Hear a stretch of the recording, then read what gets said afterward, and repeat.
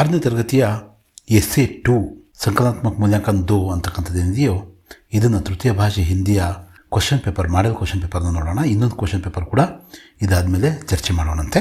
ಮೊದಲನೇ ಮೇನ್ ನೋಡೋದಾದರೆ ನಾವು ಸಹಿ ಶಬ್ದ ಚುನ್ಕರ್ ಖಾಲಿ ಜಾಗ ಬರೋ ಅಂತ ಇದೆ.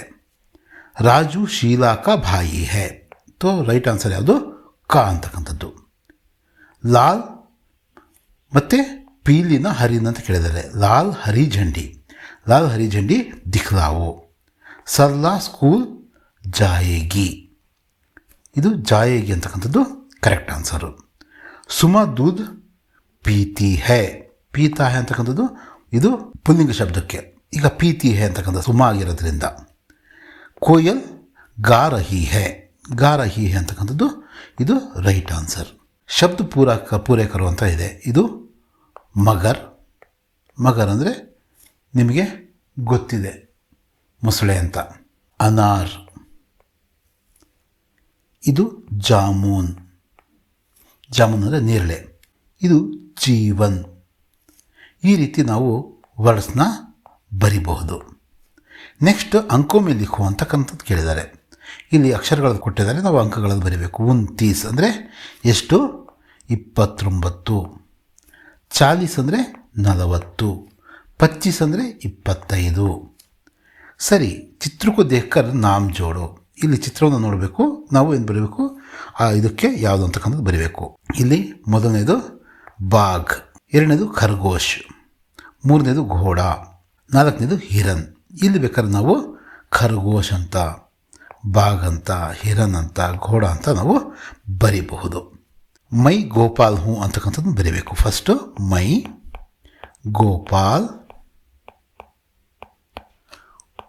ಹೂ ಅಂತಕ್ಕಂಥದ್ದು ಬರೆದು ಒಂದು ಇಷ್ಟಪಡಬೇಕು. ನೆಕ್ಸ್ಟ್ ತೂ ದೂದ್ ಪೀತಾ ಹೇ. ತೂ ನೀನು, ದೂದ್ ಅಂದರೆ ಹಾಲು, ದೂದ್ ಪೀತಾ ಹೇ ನೀನು ಹಾಲು ಕುಡಿತೀಯ ಅಂತಕ್ಕಂಥದ್ದು. ನಮೂನೆಗೆ ಅನುಸಾರ ಲಿಖಿ ಅಂತ ಕೇಳಿದ್ದಾರೆ. ಆನ ಅಂದರೆ ಬರೋದು, ಆಯಿಗೆ ಅಂದರೆ ಬರ್ತಾಳೆ, ಆಯಗ ಅಂದರೆ ಬರ್ತಾನೆ, ಜಾನ ಅಂದರೆ ಹೋಗೋದು. ಇಲ್ಲಿ ನಾವೇನು ಬರೀಬೋದು? ಜಾಯೇಗಿ, ಹೋಗುತ್ತಾಳೆ, ಜಾಯೇಗಿ. ಹೀಗೂ ಕೂಡ ಬರಿಬಹುದು. ಈಗ ಏನ ಹೀಗೆ ಬರಿತಾ ಇದ್ದೀವಿ. ಈ ಜಾಯೇಗ. ಪಠನ ಅಂದರೆ ಓದುವುದು, ಓದುವಳು ಅಂದರೆ ಪಢೇಗಿ, ಇದು ಪಢೇಗ. ನೆಕ್ಸ್ಟ್ ಈ ಪ್ರಶ್ನೆ ಉತ್ತರಗಳನ್ನ ಬರೀಬೇಕು. ರೇಲ್ कैसे जाती है? रेल चुक चुक करके जाती है. हाथी गिलहरी को कहाँ ले गया? हाथी गिलहरी को कुएं के पास ले गया. मगरमच्छ की पत्नी ने क्या मांगा? मगरमच्छ ने की पत्नी ने बंदर के कलेजे को मांगा. ಇಲ್ಲಿ ಕಲೇಜ ಅಂತಕ್ಕಂಥದ್ದು ಮುಖ್ಯ.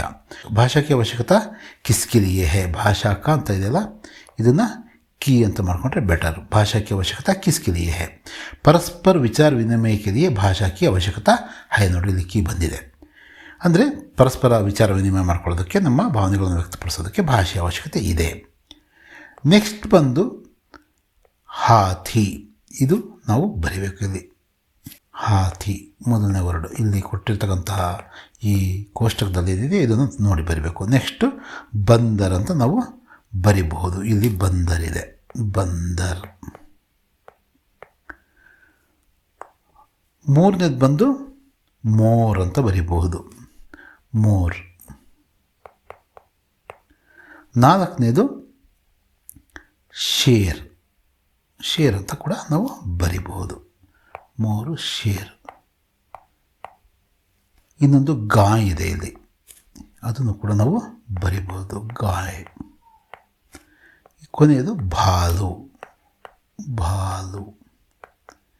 ಈ ರೀತಿ ನಾವು ವರ್ಡ್ಸ್ನ, ಇಲ್ಲಿರ್ತಕ್ಕಂಥ ವರ್ಡ್ಸ್ನ ನಾವು ಹುಡುಕಿ ಬರೀತಕ್ಕಂಥದ್ದು. ಒಟ್ಟು 4 ಮಾರ್ಕ್ಸ್ಗೋಸ್ಕರ ಇವು.